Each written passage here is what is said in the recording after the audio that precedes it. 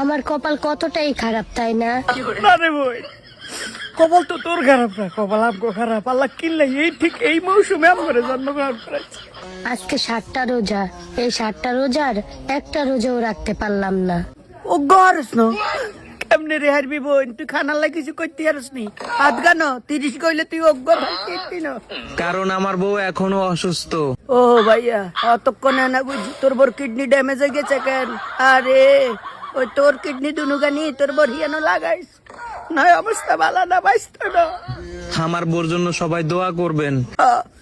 মসজিদের মাইকে মিলা ধরাই দিয়াম, জিলাপি ফাটাই দিই, জিলাপি কাম হইতো না, সুগারি হাটাই সুগারি, বেকারে সুগারি দেওয়ার লাগবো যেন তাড়াতাড়ি সুস্থ হইয়া বাকি সবগুলা রোজা রাখতে পারে।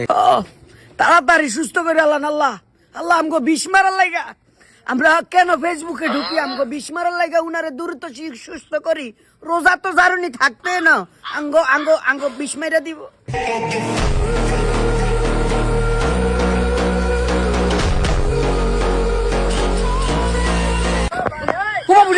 এটা কি কি মারলি রে?